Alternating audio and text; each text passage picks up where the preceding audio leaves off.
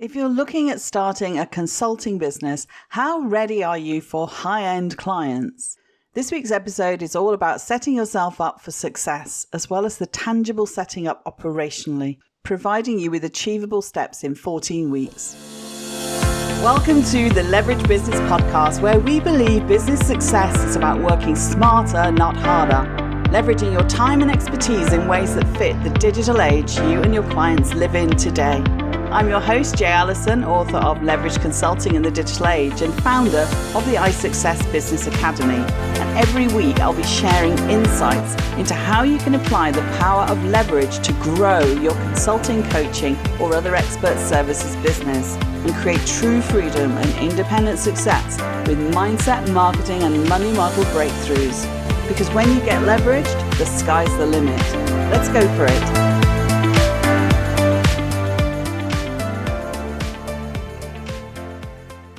Hello and welcome. This week's episode is all about setting yourself up for success, both operationally and practically, providing you with achievable steps in 14 weeks. So if you're looking at starting a consulting business, how ready are you for getting clients in? How clear is your unique offer to the marketplace? What will you do to get the message out that you're in business? How will things run? So these are a lot of the questions I get from business startups, and we just spend a lot of time helping people to put together a clear business plan that starts with your vision and then moves through to the more tangible aspects of business, and to put forward also a cash flow forecast so that you can see how it's going to develop over time, because you don't hit the ground running, even in a consulting business where it's not about products, it's about building up a gradual client base. Many professional experts starting a consulting business or a coaching business, whether as solopreneurs or starting up with a small partnership team, they dream about making it big and landing six-figure clients. A lot of people think that it's this dream job of being able to work when you want, be your own boss. And of course, that is the ultimate plan. But there's quite a bit of work that has to go into getting business booming, getting clients flooding in, and so that sort of money worries isn't something that's chasing you continuously. All of that is certainly within your reach. You have the expertise, you have the track record, perhaps testimonials from satisfied clients. As a professional in your field, you undoubtedly understand what high-end clients want and expect when they hire consultants and coaches. You're good at what you do, so drive your vision, own your worth, and claim your success. That's my mantra. But you know what? If you don't set about starting a consulting business by planning out strategically so your brand message is clear and your offer compelling, no one will know what you can do for them. And if you're not able to actually persuade potential clients you can deliver on your promises, they will just walk down the road, literally or digitally, to your nearest competitor. Now, whether or not you're just literally starting out, or if you're actually looking to move towards higher end clients, certainly if you're hoping to attract high-end clients, you'll have to put in some work to determine if you're ready to up-level your performance. If you're already established and looking at going back to basics, you can look at this as a business makeover. Make the right impression on your target audience, and you can compete alongside the big players in the consulting industry. You need to assess whether your current products or services or programs are ready for high-end clients. You need to look at how to differentiate yourself in the marketplace, ensure what you offer shows great value for money in terms of the result that you give people, identify your ideal client characteristics, and then craft some irresistible messaging and use marketing strategies that work for your specific target audience. If you're ready to kickstart and or up-level your business to attract your most ideal and high-end clients, let's get started. This 14-week business startup plan will help you if you are 1. Thinking about starting a business, 2. Have one or more ideas for a business, 3. Just started a business, 4. Started a business in the last year, 5. Looking to grow an existing business, or 6. Looking to exit a business and start a new one. So we're going to go through each week, week 1, week 2, week 3. And I'll just give you the title to start with, really because I think it's important to just have that clarity, to just have that outline. And then we'll look at implementing the plan. So here we go. Week 1, make time for success. Get your schedule and get ready. Week 2, discovering your purpose, value, expertise, and market research. This is like some of the foundation work that we talked about in the previous episode. Week 3 is about lasering in on your perfect niche and competition and understanding how you can differentiate yourself. Week 4 is moving towards branding and connecting with that niche market through a core concept. So thinking about what is the one thing that you want to be known for. Week 5 is then more practical, about getting the right tools for the job in hand. Week 6, you start to plan and create what we call a free giveaway, because this is what's going to magnetize people into your world. Week 7, then we connect up your marketing funnel. And we'll do some episodes in the future about what that might look like and how it would work and how to keep it simple, at least to start with. Week 8, how to use social media in the right way for your brand so that it actually talks to the right people in the right places in the right way. Week 9 is about becoming an authority in your niche, and there content is king. Okay, so we're 2 months in, and week 10 is where you're going to start dominating your niche by creating a blog and writing articles or even starting a podcast. Week 11 is thinking about how you could add in multiple streams of income. So although you've got your one concept and maybe you've got one way in which you deliver the result to the client, how else might you deliver that, or what else might you deliver? Week 12 is about attracting hot prospects and building your list. So it's about getting your marketing and sales game plan in place so that you have a pathway and a process, which leads into week 13, which is about client and customer conversion. And so you're really looking at making sure that you know how to track everything so you can see where the profit lies and where the weaknesses in your process are to be found. And then week 14 is really a roundup where you start thinking about maybe the next 90 days where you could put some automation in place to support your marketing and implementing systems and possibly even a team, a small team into your business. Now, if you take week 1 as week 0 preparation, this is essentially a 90-day, 3-month plan, which I talked about in episode 5, as I said. So it's a good solid time frame, I think, for getting something very tangible achieved. So let's now turn to implementing the plan. So we've got quite a long list of things, but at least it's step by step. So I think it makes it seem more achievable, more realistic. When you think about the highest earning consultants, coaches, or other expert professionals, and I'm even including the big firms in that, what comes to mind for you? Is it about track record? Is it about having a good client bank? Is it experience, specific expertise, or even charisma? I mean, these are often at the top of the list. But would it surprise you to know that those are not the most important characteristics? In fact, while those things do help attract and keep clients, there's one thing that is absolutely critical to their success. And you hear about this in a lot of books and interviews and talks and presentations, and it's something you can't even see. What is it? It's mindset. Totally true. And I know I probably kicked off this podcast a while ago saying, mindset is just talked about so much as if it's the only thing. Well, it's not the only thing, but it is absolutely critical thing. So it's totally true that in everything you do, whether in business or in life, you must know this in your heart of hearts, that your mindset is the determining factor when it comes to your success.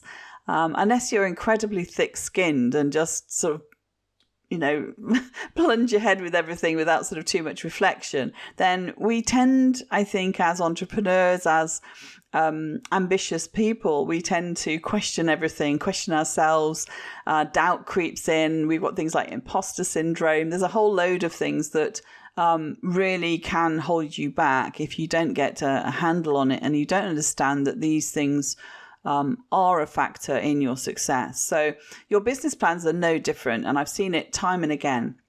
I can give you this 14-week plan, and it might vary depending on who you talk to as to whether it's the right plan and the right order. But not everyone will succeed with a plan, even a tried and tested plan.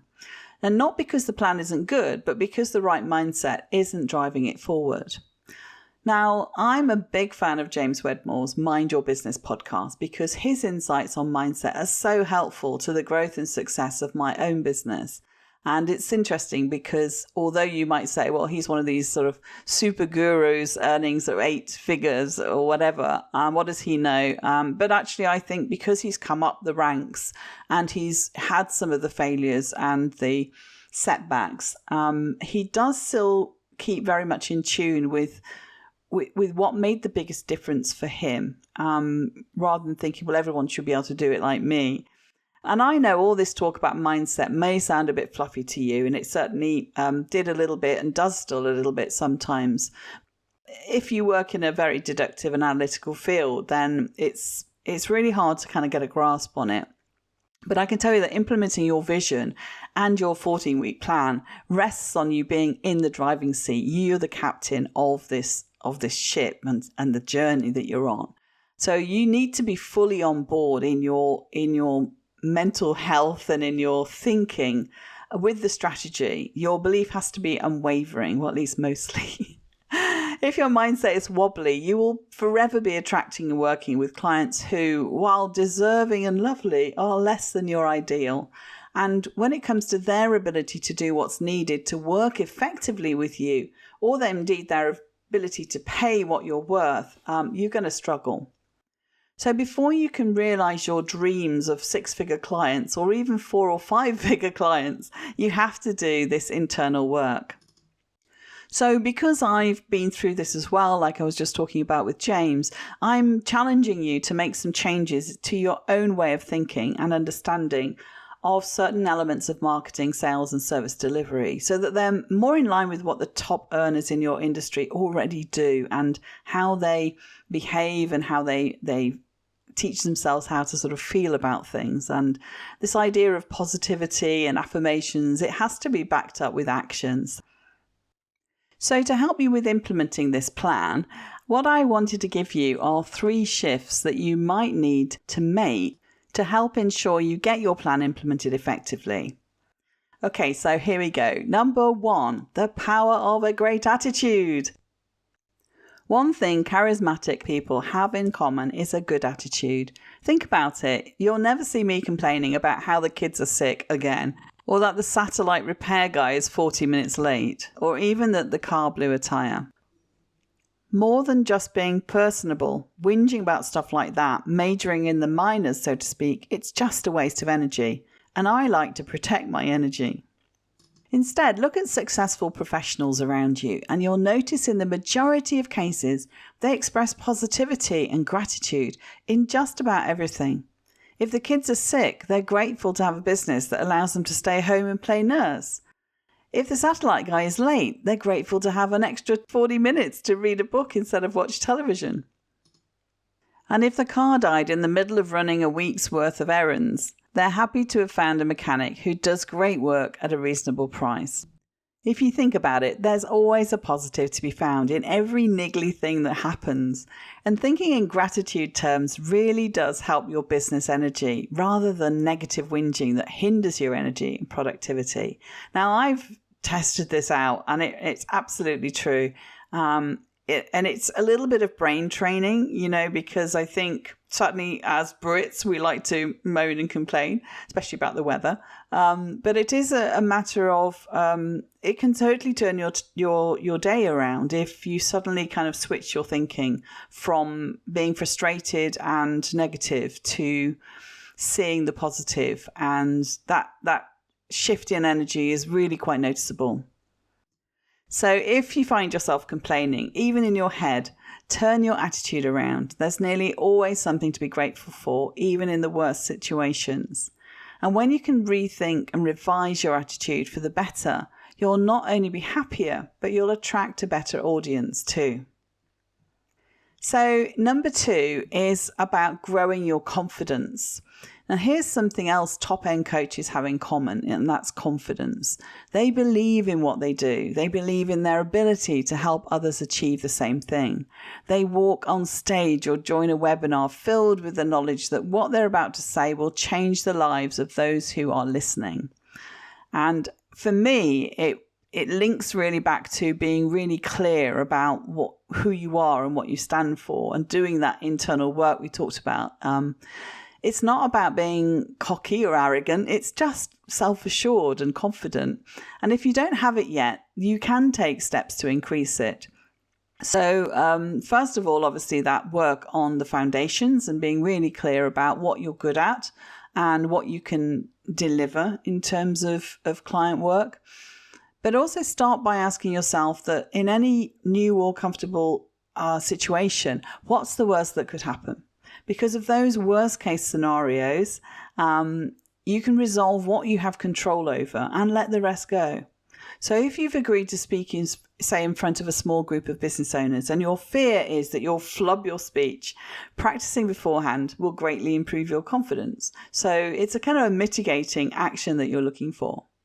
Next, get inside the head of someone who is confident in what you're about to do. Walk onto that stage as if you've been doing it for years, and you probably have. So it's really just revisiting some of that. So not only will you feel more confident, you'll also be more confident. You can use the as if attitude in everything from creating a new product to closing a sale. Whenever you feel your confidence failing, just remember to act as if you've done this successfully hundreds of times. And as I say, to be honest, if you're from a professional field, you probably have. We just need to remind ourselves of this quite a few times sometimes, because maybe we're taking that expertise into a new digital format, into a new way of talking about it, or into a new media channel, if you like. So just like how the person you're talking to on the phone can hear a smile in your voice, your potential clients can sense your mindset. And if it's not up to the standards of the top earners in your niche, you'll struggle to make the sale. So work on your attitude and confidence levels and watch your income soar. Number 3, links to that. It's about building your credibility, because especially online these days, your credibility is worth megabucks to your business. The Merriam-Webster dictionary defines credibility as the quality or power of inspiring belief. I really like that. And almost all new consultants believe that the quickest way to gain credibility in the marketplace is to put up a professional-looking website and get your credentials, aka CV, in order. Well, this is partly useful, but really in order to get potential clients to see your credibility in a way that makes them want to work with you or sign up for your service or program, they really have to understand how you can help them and believe that you can. So that comes back to copy, which you talked about in a previous episode briefly. We'll do an episode on copywriting and hopefully get a fantastic guest on, someone I know who is top of her game in this area. The lack of authority status is actually the downfall of so many new consultants, because they simply do not understand the importance of doing the groundwork necessary to establish their credibility before attempting to engage with prospective clients. So it's all about laying strong foundations. I keep coming back to this. I'm going to sound like a broken record, but really your attitude, confidence, and credibility, all 3 we've just discussed, go hand in hand. They go together really, really well, and each builds on the other. They aren't just important, they're vital in the world of consulting and coaching too. The very competitive nature of the professional services industry is coupled with a growing perception really that consulting is just a commodity, that there's a growing skepticism as well about the return on investment. So when you take all of that together, it really means that you can't just hand out a business card or talk about your great deal and rely on blind trust to win the client. although you may do some networking and appointments to sit down and discuss things with a potential client, you need to have some authority status to back it up. And that usually shows up in your digital presence. Since much of your prospective clients' research on you will be done online, you need to make sure your digital presence is telling the story you want. Face to face, you get a vibe about someone, right? And we often make very instinctive decisions, even if we back it up with logic and evidence and facts. You make a judgment about the fit. But nowadays, there's a lot that goes on before a client meets you, whether that's in an office or online via Zoom. You need to find a way to build rapport online, but your profile and your marketing need to speak to your most ideal clients' needs and resonate with what they're looking for. So those things sit around your authority status as well. So there's kind of a lot of layers going on here. The only real way we have to judge the authenticity of others is by what they say about themselves, what others say about them, and how valid, credible, and reliable the information is that they publish on their websites or in blog articles, forum posts, podcasts, or videos they share. From the client's point of view, credibility is all that really matters when you get down to the nitty-gritty of sales and marketing. You may well have created an awesome offer that you've packaged in the best way possible and have a top drawer sales letter, and it can still get passed by without a second glance by potential high-end clients. Why? Simply because there's no credibility behind it. These new consultants and coaches have very little online content. They don't have LinkedIn connections and think Facebook, Instagram, and the like are a waste of time. We talked about this a little bit in my interview with Andy Lapata, and he was saying the same, that really you ignore these social media platforms at your own peril in terms of the leverage that you can get from building and nurturing professional relationships. So, think about it. Would you do business with someone that you can't find out much about online? So the next reason why the 14-week plan is in the order that it is and why there's things in there that you need to do is about the price of experience. If you think about credibility like this, would you personally hire a coach who had a lot of references and plenty of experience? Or would you prefer to go with someone who will be coaching for the first time and has no track record that you can check to take care of your business challenges? Wait, don't decide just yet. Let's say that the coach with the references and the experience charges twice as much as the inexperienced coach. You'd probably still opt for the experienced one, right? Okay, so now let's say that the coach with no experience as a paid coach has been reading everything he could about coaching and has taken business courses. This inexperienced coach doesn't have client references as such, but they do have letters from prominent people stating that they are insightful, a good listener, and a reliable person. Perhaps the more inexperienced coach has written a few good LinkedIn articles or guest blog posts, or you heard them on a podcast, and they sound like they know about the kind of challenges you're facing right now.